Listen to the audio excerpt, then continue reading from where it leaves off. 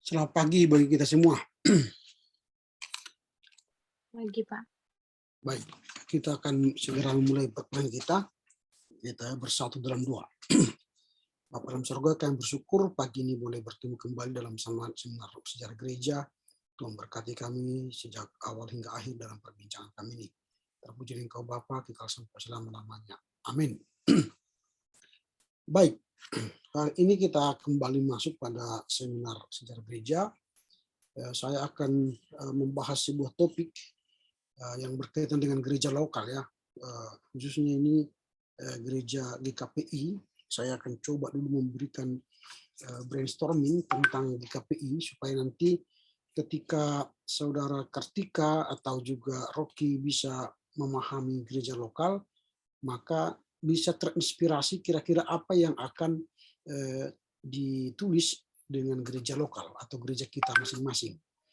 Nah, saya mengutip sebuah tulisan daripada Profesor Dr. Jan Aritonang yang telah disampaikannya dalam sebuah pertemuan, dan itu bisa kita jadikan sebuah pemikiran untuk membahas lanjut gereja kita nanti dalam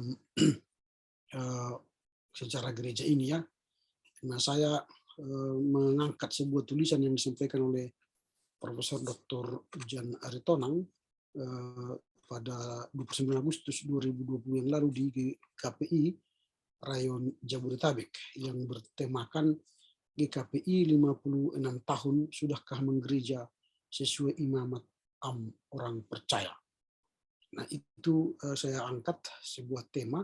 Nanti berefleksi dari pembahasan kita ini, boleh nanti Rocky dan Dian Kartika melihat bagaimana sebenarnya gereja lokal itu dalam memahami dirinya sendiri, gitu ya. Apakah kedengaran suara saya, Dian dan Rocky?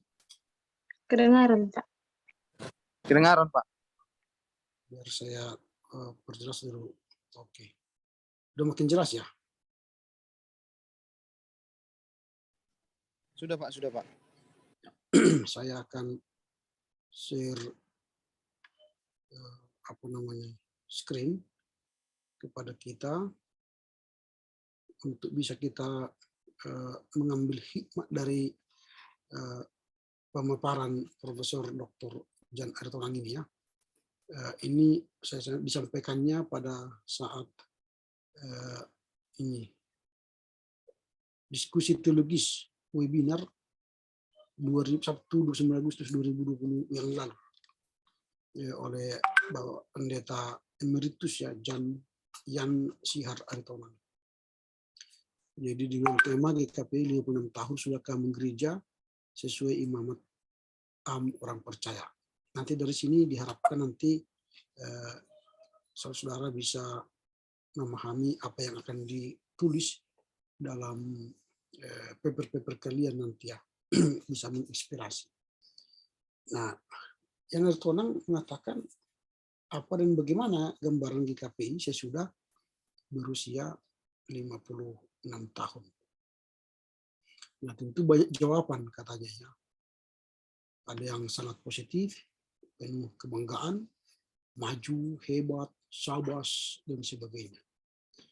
Dan sampai juga pada respon yang negatif, tidak ada kemajuan, bahkan mundur, dan sebagainya. Menurutnya itu sah saja sesuai perspektif masing-masing. Tidak perlu berdebat, apalagi katanya bercekcok dan bertengkar menyangkut jawaban yang mereka berikan. Yang perlu dilakukan menurut Jan Aritonang ialah mengevaluasi gereja di KPI seobjektif mungkin. Walaupun tentu katanya menurut dia unsur subjektivitasnya tak terhindarkan. Lalu sesuai dengan arahan panitia, dia coba akan membahas keberadaan GKPI 2 tahun yang lalu, tahun 2020 ya, secara akademis. Tentu nanti Kartika yang melihat sekarang perkembangan GKPI sebagai gereja lokal ya, yang akan kamu lihat secara akademis. Ini contoh makalah artikel yang melihat masalah gereja secara akademis ya. Jan Aritonang melihat data dari Almanak GKPI, ini indikatornya kuantitatif, bahwa menurutnya baik itu warga jemaat, kemudian jumlah resort dan jumlah jemaat khusus, kemudian jumlah pendeta dan calon pendeta, dan jumlah penetua dalam kurun waktu 5 tahun itu ada peningkatan secara kuantitatif, kendati tidak signifikan. Nah, ini terlihat dari angka-angka ini ya. 2015 itu jemaat GKPI itu 1.100 KK, 257.305, dan kemudian resort itu 221 resort, baru pendeta 260 dan 26 calon pendeta, dan penetua itu 7.368. Dan 5 tahun berikutnya 2019 menjadi 1.113 KK, 26.894 orang, 168 orang, 254 resort dan jemaat khusus, dan 283 pendeta dan 24 calon pendeta, dan 7.526 penetua. Kalau kita lihat dari data ini, tiap tahun ada pertambahan jiwa, 267, 260, 262, 262, 262. Tetapi 2018-2019 itu agak stagnan ya, tidak ada pertambahan yang signifikan. Ini data kuantitatif. Kemudian yang juga melihat dari suara GKPI selama 5 tahun 2015 sampai 2020, mayoritas berita atau kegiatan yang ditampilkan di majalah itu pada kegiatan aras jemaat, resort, wilayah hingga sinode mengarah ke dalam peresmian ini itu atau HUT, retreat wisata rohani, penghabisan pendeta, penetua, penyerahan bantuan bingkisan, termasuk pembangunan sarana fisik. Nah, itu aja yang dikerjakan GKPI secara sinodal ya, melalui ini kan data itu dilihat dari fakta ya yang tertulis dari majalah Suara GKPI. Jadi kalau kita nanti sebagai akademisi jangan berbicara dari kata-kata orang, tapi harus punya data, punya sumber. Ini Suara GKPI yang dilihat oleh Pak Yan. Kemudian pengamatan Pak Yan secara kuantitatif, kegiatan yang bersifat internal itu penting, terutama dalam pembinaan persekutuan. Tetapi apakah itu memadai untuk memperlihatkan pemenuhan panggilan dan tanggung jawab gereja di muka bumi ini? Jadi coba nanti Rocky dan Dian melihat bahwa gereja kita ini hanya sibuk mengatur koinonia, persekutuan, ibadah-ibadah, retreat, ya, ulang tahun, peresmian. Jadi hanya ya koinonia yang menonjol. Padahal tugas gereja kan tidak hanya koinonia, tapi ada diakonia dan ada marturia. Makanya Pak yang mengatakan begini, apakah koinonia bisa dilepaskan dari marturia, apostolat, dan diakonia? Artinya apakah diakonia GKPI sudah cukup banyak ditujukan ke luar GKPI? Pertanyaan berikutnya yang dibangun oleh Pak Yan ialah apakah kehadiran GKPI pada aras jemaat sinodal sudah dirasakan manfaatnya oleh masyarakat luas, atau GKPI masih banyak hadir untuk melayani memuaskan diri sendiri. Nah, jadi gereja-gereja tidak hanya GKPI, baik HKI, baik juga GKPA, nah hanya puas pada diri sendiri, tidak pernah keluar memuaskan masyarakat, pemerintah. Karena kita hanya sibuk mengatur kandang kita, gereja kita. Ini catatan yang disampaikan oleh Pak Yan dari segi akademis. Ya. Lalu dia mengulas gereja dan menggereja. Nah ini kayak di fakta ini fakta di lapangan. Nah, nanti saudara Dian dan Rocky harus melihat cara berpikirnya seperti itu. Bagaimana fakta di lapangan sekarang itu GKPI atau fakta di lapangan HKI, kalian lihat ya secara mahasiswa yang sedang belajar teologi dan secara akademis.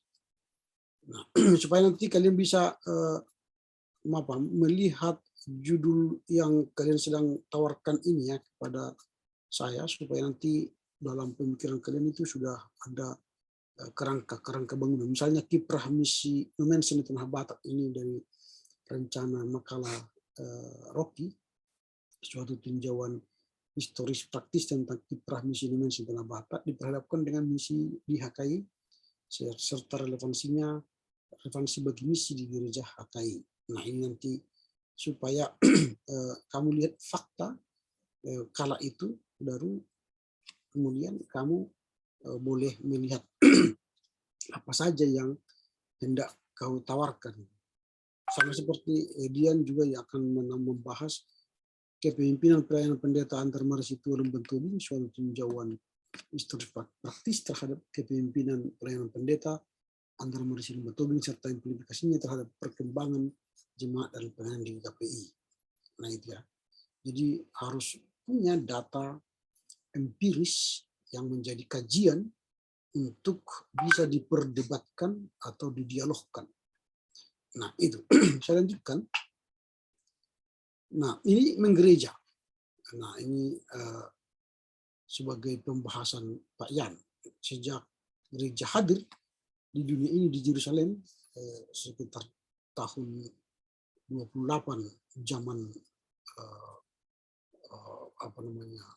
zaman baru ya, banyak gambaran, pemahaman dan pemikiran tentang apa dan bagaimana gereja, baik dalam PB dan juga yang akarnya dari PL. Ada berbagai gambaran dan penjelasan tentang gereja pada aras lokal maupun universal. Tetapi menurut Yan, Alkitab tidak ada rumusan atau definisi baku tentang apa itu gereja. Karena gereja bersama dunia yang menjadi konteks kehadirannya terus berkembang dengan segala permasalahannya. Sehingga harus terus-menerus dikaji ulang dan diperbarui. Nah, jadi gereja itu secara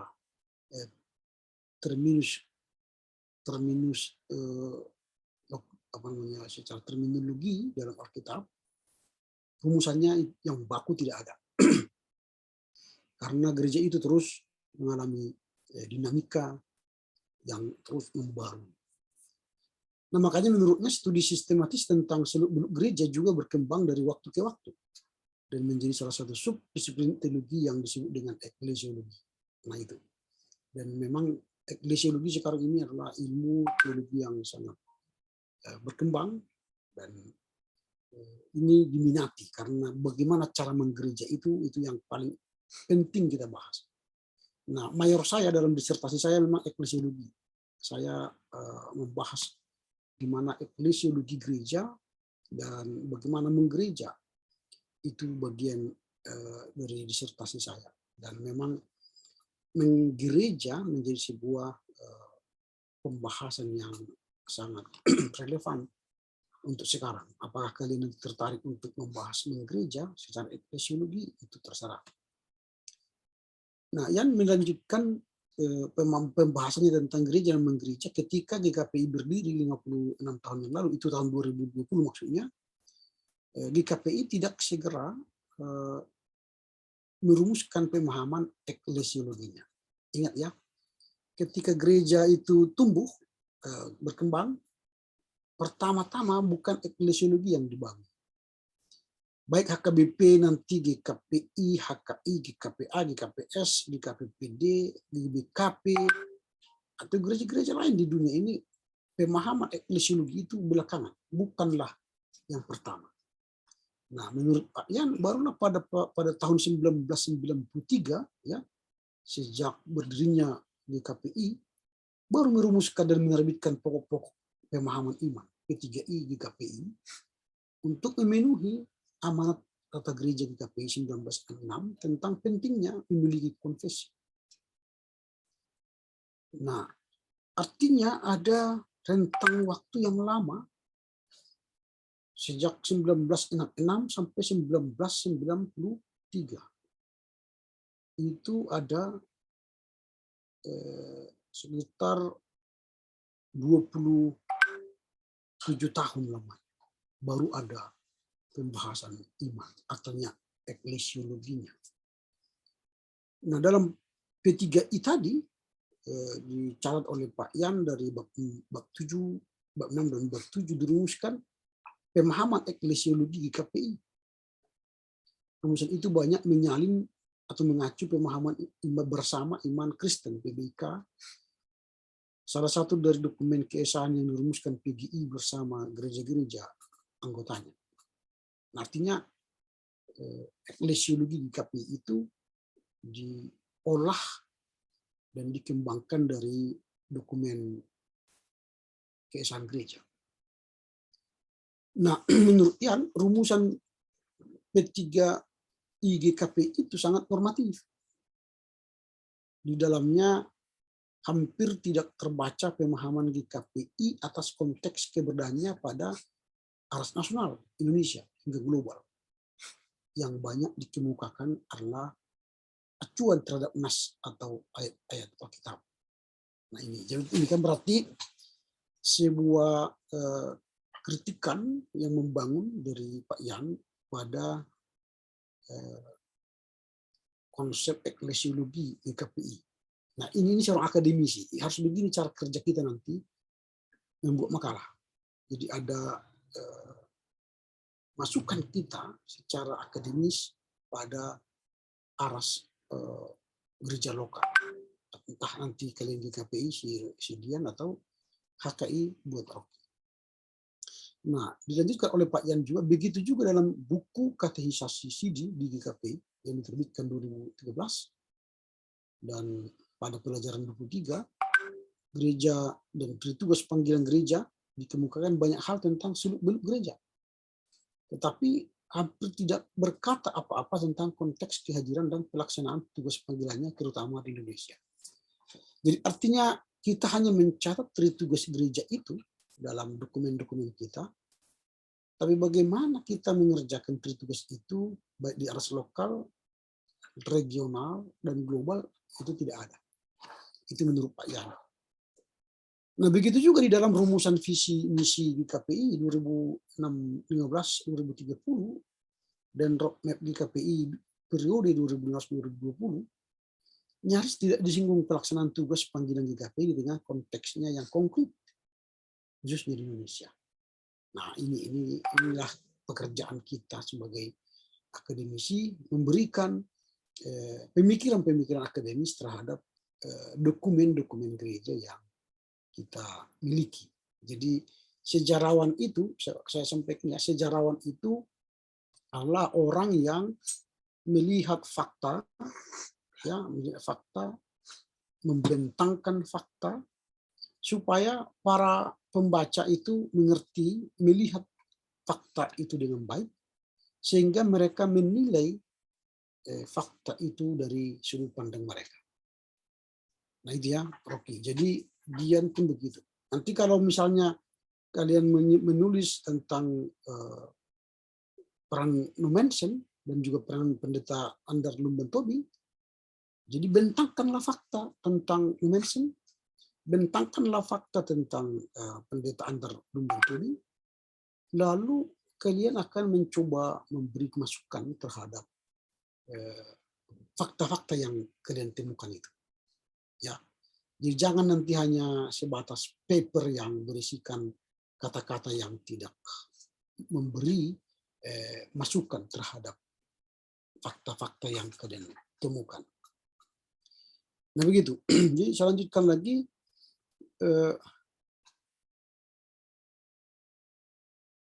Ini masih lanjutan dari Pak Yan yang mengatakan gereja dan menggereja itu dalam rangka meninjau dan mengevaluasi wawasan dan rumusan eklesiologis GKPI, menurutnya perlu memahami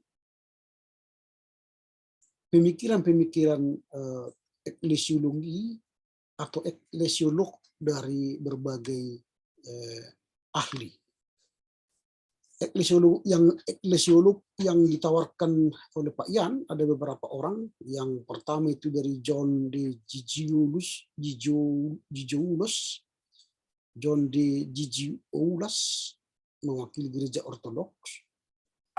Pemahamannya tentang eklesiologi, pemahaman John Gigioulas ini, gereja itu hadir menjadi sebuah misteri Allah. Di dalam gereja itu hadir misteri Allah. Misteri gereja sangat terikat dengan keberadaan manusia, dunia, dan terutama Allah. Jadi keberadaan gereja sangat terikat pada keberadaan Allah Tritunggal. Di dalam keberadaan gereja, manusia merefleksikan gambar Allah.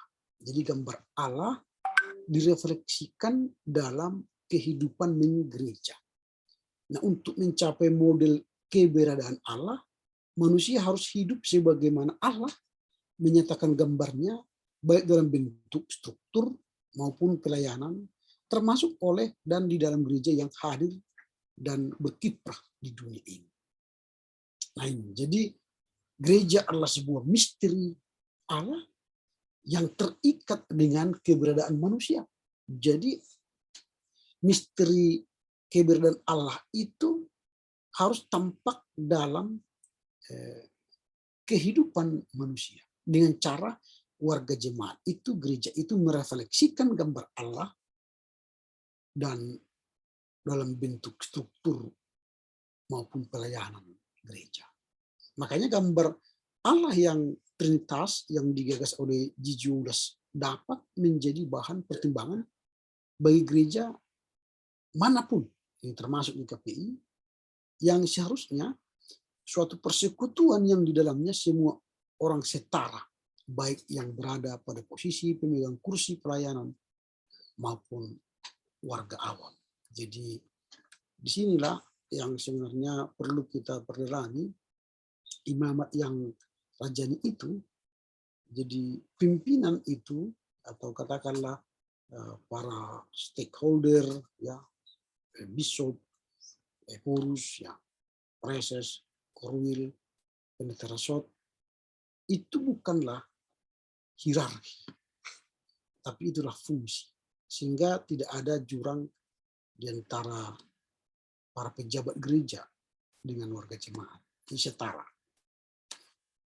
Nah, kalau setara berarti semua orang mampu merefleksikan gambar Allah itu dalam kehidupannya. Jadi gambar Allah itu tidak hanya identik dikerjakan oleh para para pengerja gereja atau para pemangku jabatan. Nah, sampai di sini masih bisa diikuti oleh Rocky dan Dian. Masih bisa diikuti? Masih, Pak. Oke, saya lanjutkan. Itu pemahaman John Gigioulas, ya, soal eklesiologi tadi dalam gereja. Nah, kemudian ahli lain yang dikutip oleh Pak Yan ialah Johannes Calvin. Tentu ini sudah sering kali bahas selama di perkuliahan. Nah, bagaimana Johannes Calvin melihat eklesiologi? Nah, menurut Calvin membuat pembedaan antara gereja universal dengan gereja lokal. Menurut Calvin, gereja universal itu terdiri dari semua orang percaya kepada Kristus. Jadi semua orang percaya kepada Kristus itu adalah gereja universal. Gereja itu disebut universal karena adalah satu dalam iman kepada Kristus, satu pengharapan, satu cinta, dan dihidupkan oleh roh yang sama, yaitu Roh Kudus. Sementara gereja lokal adalah gereja yang tampak berada pada daerah tertentu. Jadi kalau universal tadi semua orang percaya yang punya iman kepada Kristus, pengharapan kepada Kristus, cinta kepada Kristus, dan memiliki Roh Kudus, itu gereja universal. Tetapi gereja lokal itu dia tinggal di daerah tertentu. Misalnya di KPI, HKI, di KPA, di KPS itu dia tinggal di daerah tertentu. Nah, bagi Calvin, Gereja terutama hadir dan tampak pada aras lokal, bukan pada sinode. Nah itu, jadi kita ini sebenarnya harus memperkuat gereja lokal. Jadi bukan sinodenya yang diperkuat menurut Calvin. Jadi gereja lokal atau jemaat berdaulat, tidak perlu terlalu banyak diatur oleh sinode. Itu menurut Calvin. Sehingga memang jemaat itu jadi otonom. Jadi bisa dia melakukan tugas gereja itu secara maksimal. Tapi karena kita kan masih terikat pada sinode, semua dana terserap ke sinode, sehingga gereja lokal tidak bisa melakukan apa-apa. Ini yang dari Johannes Calvin. Sekarang kita lihat dari Leo Kaufman. Leo Kaufman ini seorang ahli hukum gereja Belanda, mengaitkan hakikat dan tugas panggilan gereja dengan penyataannya yang terhubung dengan eklesiologi, sebab setiap tata gereja didasarkan pada wawasan eklesiologi yang telah dipilih gerejanya. Semua pokok peraturan itu bersumber dari gagasan eklesiologi. Nah, jadi memang saya membahas soal ini yang akan kita lihat nanti, bagaimana membangun sebuah eklesiologi yang kontekstual. Ya, harus ada dari teologi dulu, baru dari misi, baru eklesiologi, TME ya. Tapi kadang-kadang gereja tidak membahas itu dengan serius, sehingga gereja hanya langsung sibuk mengatur tata gerejanya tanpa memiliki dasar pijak eklesiologinya dari teologinya yang benar. Itu yang kita lihat sekarang di gereja kita, faktanya. Sehingga Leo Kaufman ini memberi sebuah pemahaman yang lebih dalam lagi. Dia berkata bahwa akan bermanfaat bagi penataan gereja jika hal itu dihubungkan dengan eklesiologi. Dan keduanya harus didiskusikan. Artinya baik tata gereja, eklesiologi harus bersama-sama matching ya. Artinya berhubungan, saling terkait. Hubungan antara eklesiologi dan penataan gereja tidak boleh berlebihan. Dalam arti fondasi eklesiologi hendaknya digunakan sewajarnya dan tidak harus sama porsinya di semua peraturan gereja. Tetapi peraturan gereja itu harus benar-benar memiliki pijakan dengan eklesiologi. Eklesiologi pun memiliki pijakan pada peraturan gereja, tata gerejanya. Makanya Kaufman juga menegaskan pentingnya isu kontekstualitas dalam teori penataan gereja. Gereja-gereja lahir di berbagai konteks, sehingga situasi yang dihadapi tidak sama. Konteks yang dimaksud bermacam-macam, konteks negara, konteks masa modern, postmodern, bahkan konteks sosial budaya dari sebuah gereja. Nah itulah makanya menurut Jan, ini harus penting diperhatikan oleh GKPI, karena GKPI sering berdebat, bahkan bertengkar dalam menyusun tata gereja dan peraturan rumah tangganya. Bahkan tak jarang menghabiskan waktu bertahun-tahun. Nah itu.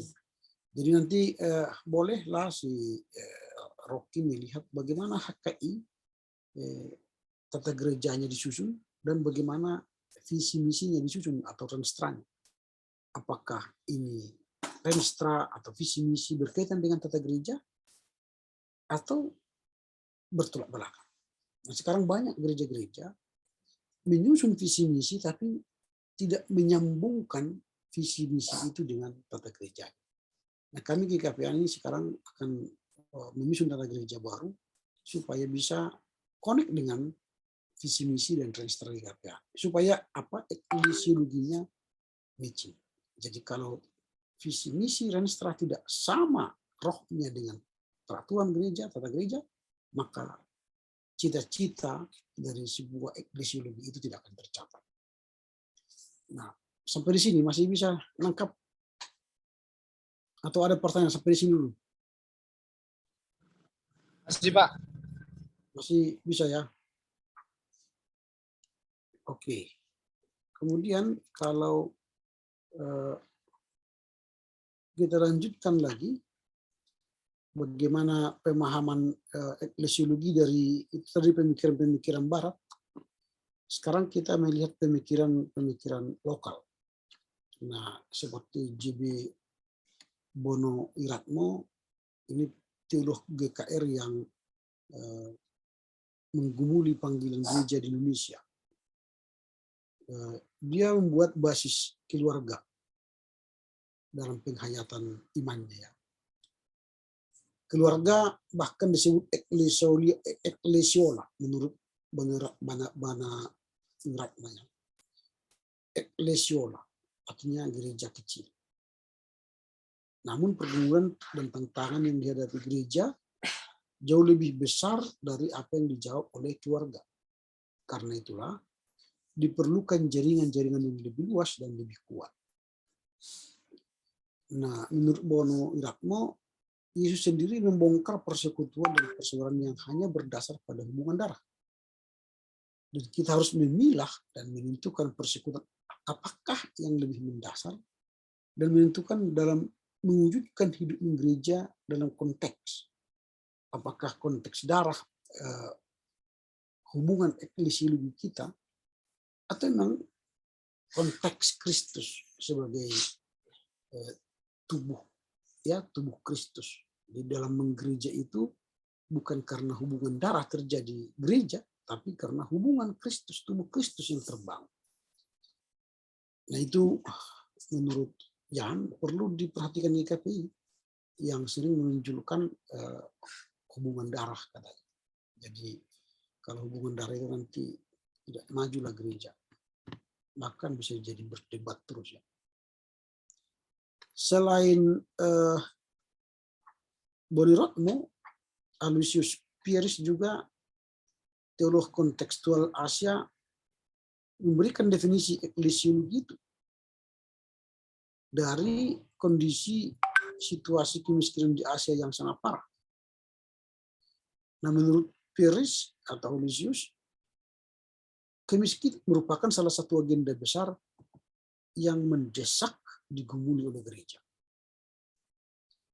Nah, kemiskinan, konteks kemiskinan ini juga dikuatkan oleh pemikiran oleh Profesor Giri Singgi, ini teolog Indonesia ya, mengafirmasi pandangan Pieris tadi dan menawarkan suatu pandangan bahwa bila gereja berkomitmen berjuang dalam menggumuli masalah kemiskinan, gereja harus pertama-tama mengubah paradigma masalah kemiskinan harus diakui sebagai konteks kita dan kita tidak boleh merasa malu atau menabukannya untuk masyarakat. Jadi kalau tadi Pieris mengatakan kemiskinan itu menjadi sebuah kondisi yang sangat parah di Asia, karenanya gereja harus didesak ikut menggumuli kemiskinan dan mengentaskan kemiskinan, maka dia mengatakan kita akuilah kemiskinan itu sebagai konteks kita supaya kita bisa menolong gereja mengentaskan kemiskinan itu. Nah, dari pemikiran itulah tadi Pak Jan Aritonang mengatakan bagaimana dengan GKPI, apakah sudah berkontribusi mengatasi kemiskinan di negeri ini? Atau lebih dari sekedar menjalankan diakonia karitatif yang didasarkan pada belas kasihan, atau malah berlomba kaya. Nah ini kritikan dari Pak Yan ya, kepada gereja dalam cara menggereja kita sekarang. Nah kemudian selain Pieris Singgi, ada lagi John Campbell ya, John Campbell Nelson, ini teolog Amerika sebenarnya, tapi dia sudah lama di NTT, khususnya di UKAW ya, mengajar. Dia mengatakan suatu eklesiologi harusnya tidak ditetapkan sebagai norma umum yang harus berlaku bagi semua gereja.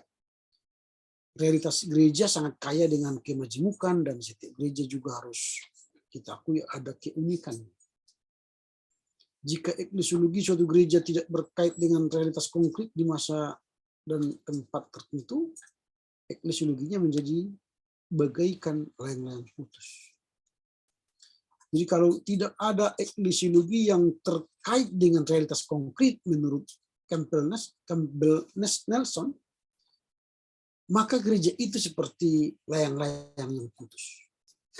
Artinya tidak bermanfaat lagi. Gereja itu harus terkonek dengan masalah konkret di jemaat. Apakah itu kemiskinan tadi? salah satu yang perlu dibahas oleh Peres dan Gresini, atau masalah lain yang harus kita sentuh. Jadi kalau hanya koinonianya yang kita kuatkan, ibadah-ibadah kita kuatkan tanpa melihat konteks kita yang konkret di masa kini, maka itu gereja itu seperti layang-layang putus.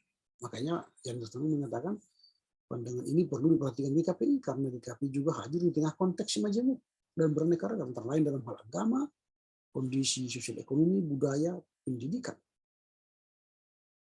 Nah ini juga pendapat eklesiologi lain, eklesiolog yang lain, yaitu John Henry dengan bukunya Jemaat yang Vital. Dia mengatakan ada 5 faktor yang membuat jemaat itu vital atau menarik, yaitu iklim yang positif, kepemimpinan yang menggerakkan, struktur yang mencakup relasi, kemudian tujuan yang menggerakkan, dan konsep identitas yang menggerakkan. Jadi kalau ingin kita membangun sebuah gereja yang menarik, kelima faktor ini harus ada.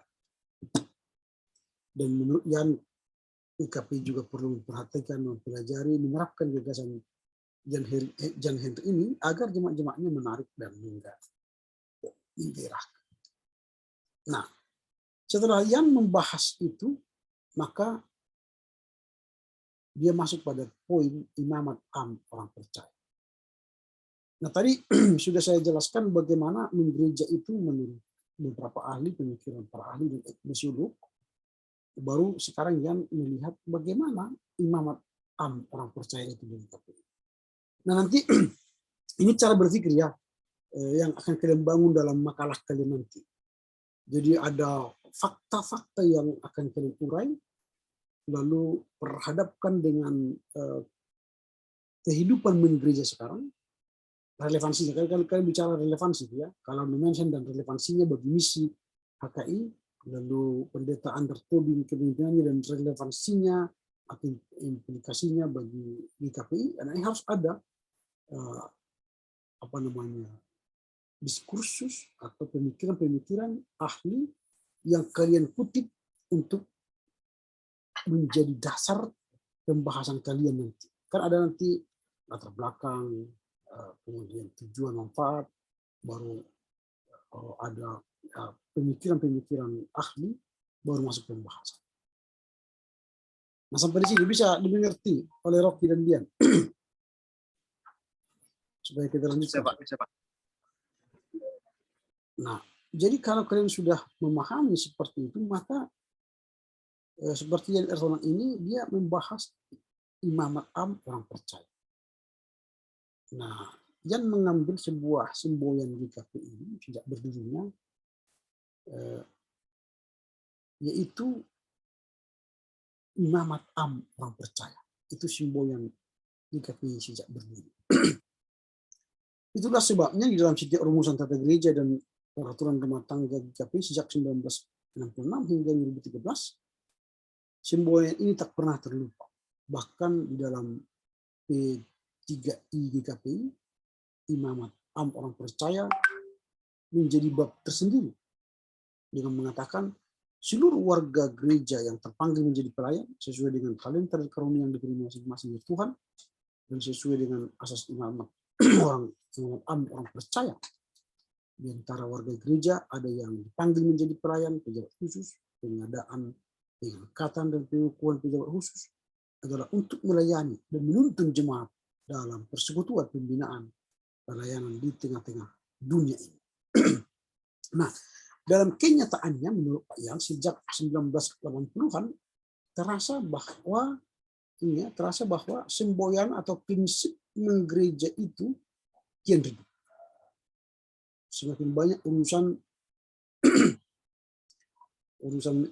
menggereja itu termasuk pimpinan di atas pusat di sini ditangani oleh para pejabat tahbisan, terutama pendeta. Sementara warga lebih banyak sekedar menjadi pembantu dan pendamping. Berarti kan ini sudah mulai pembahasan ini ya. Jadi tadi sudah kita bahas bagaimana menggereja, teori-teori yang digunakan oleh Pak Yang dalam rangka melihat fakta imamat orang percaya itu. Lalu bagaimana eklesiologi itu ada hubungannya dengan tata gereja, peraturan gereja, lalu terjadi degradasi. Nah, ini perlu nanti untuk dia ini. Bagaimana kepemimpinan Andar Tobi dalam sejarah berdirinya GKPI hingga sekarang, apa yang terjadi degradasi.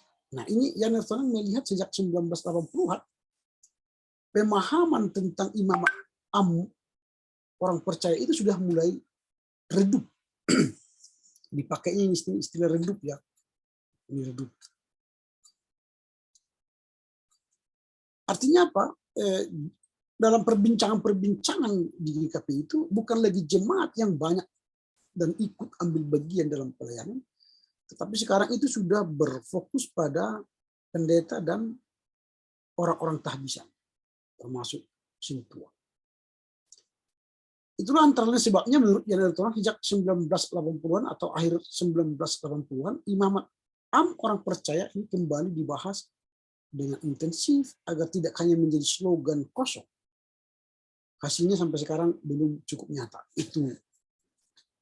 Itu apa namanya hasil tentu penelitian Pak Jan.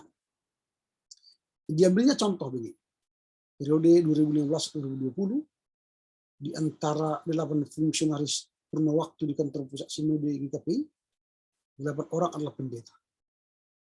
Jabatan-jabatan yang dulunya atau dapat diampu oleh warga gereja bukan pendeta, antara lain kepala biro umum organisasi, direktur LPPM, dan pimpinan redaksi Suara GKPI juga diampu pendeta. Nah, artinya porsi warga jemaat yang dulunya banyak di kantor pusat GKPI itu sekarang sudah diambil alih pendeta. Nah, disitulah pergeseran imamat am orang percaya itu. Padahal tadi di awal di bab peraturan gereja GKPI itu, bahkan di P3 itu dikatakan sejajar, setara antara kaum awam dan tahbisan melayani gereja.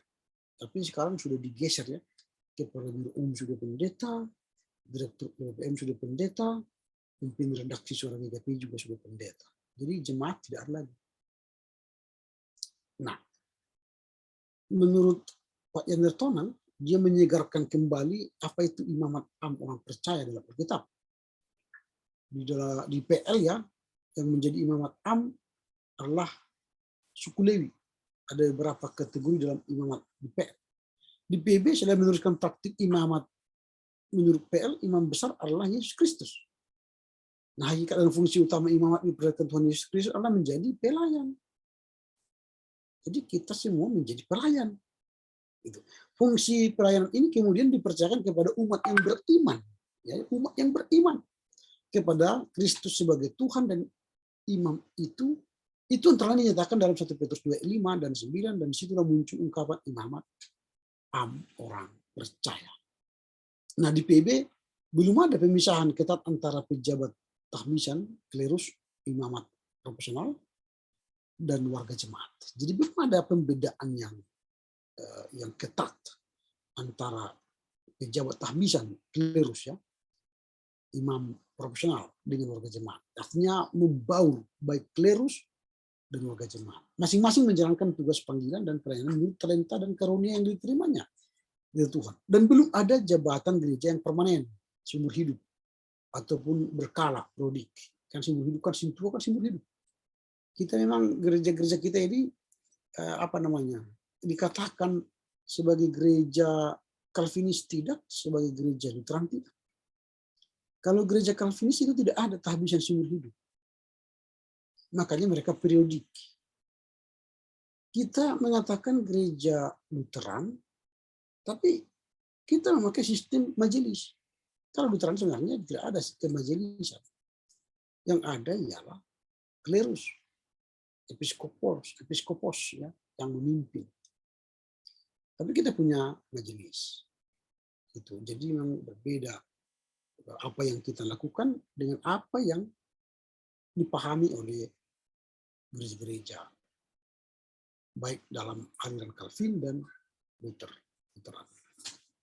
Nah, ini yang kita lihat.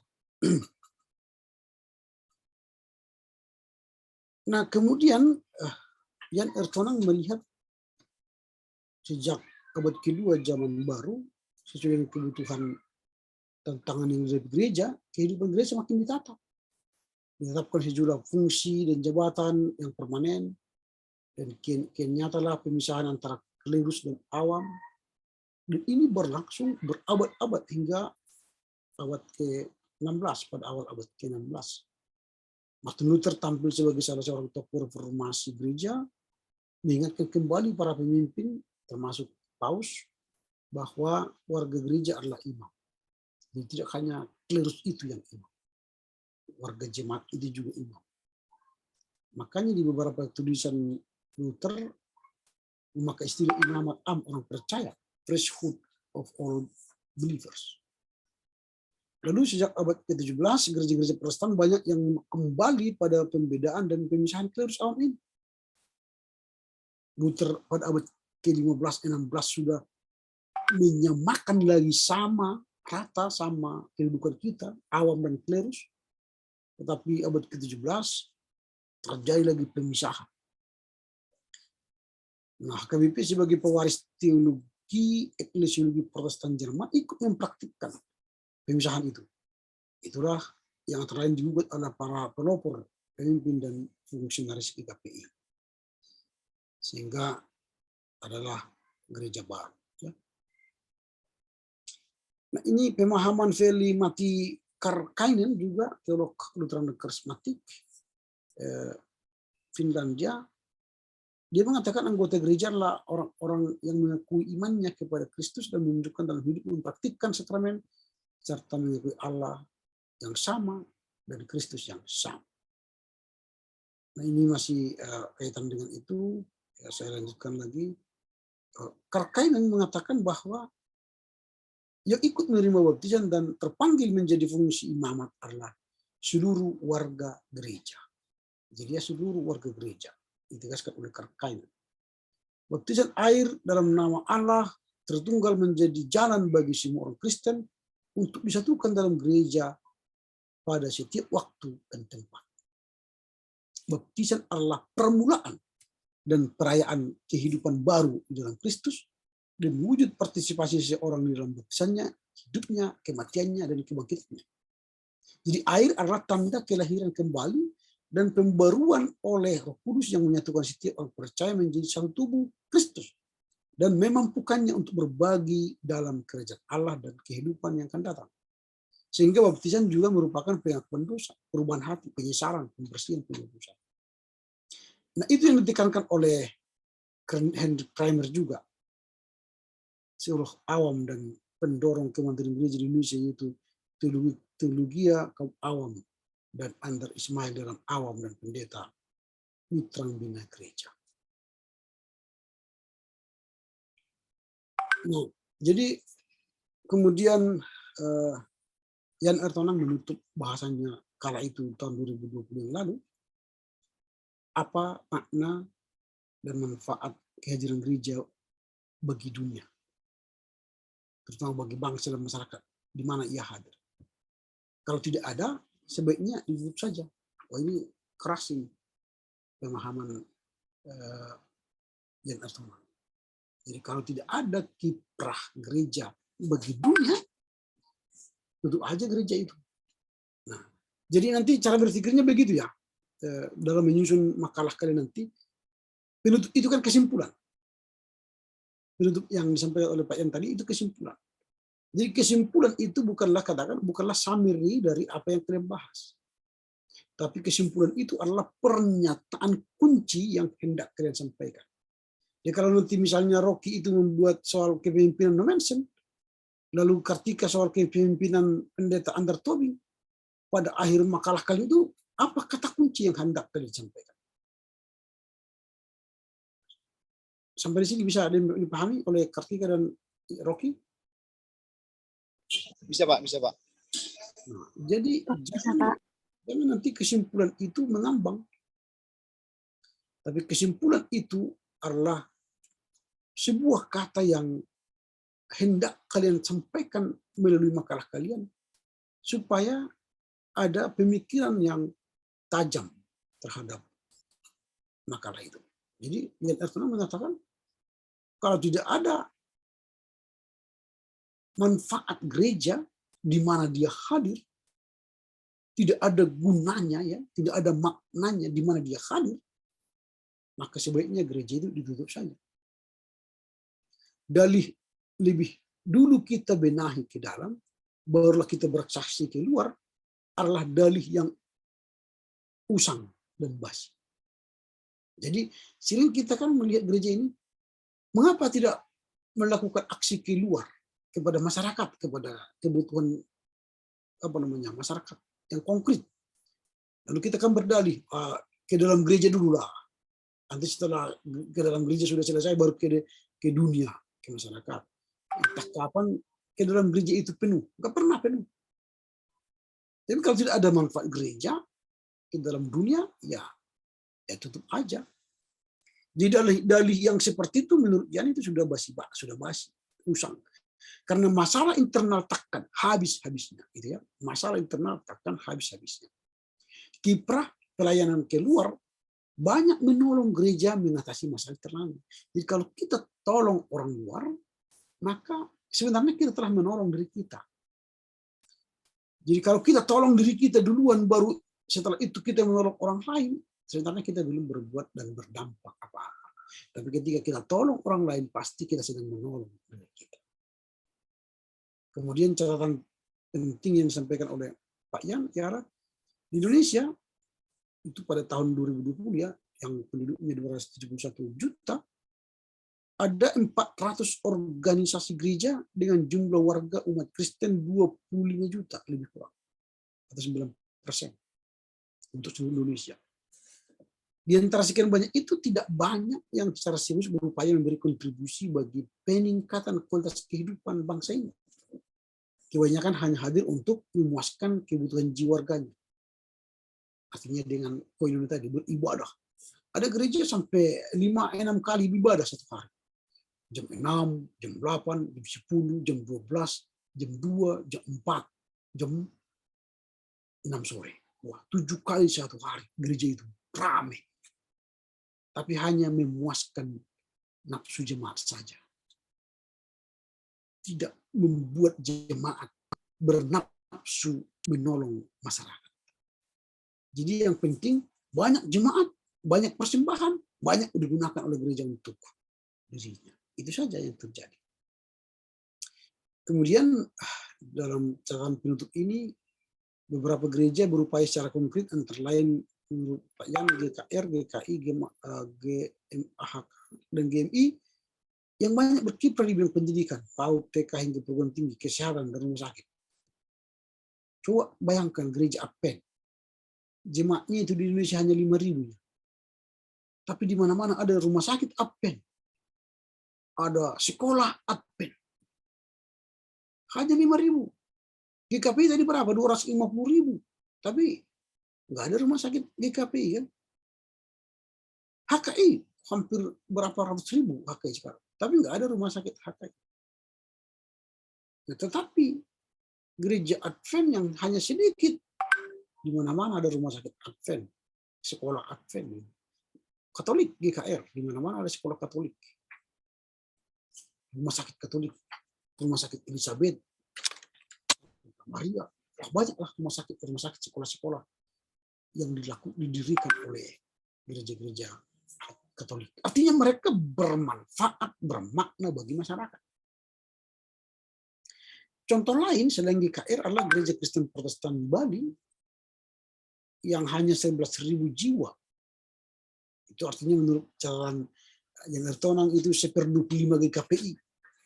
Dengan teologi mangganya menyelenggarakan 7 panti asuhan, pusat latihan pertanian dan pariwisata, dan sebuah universitas.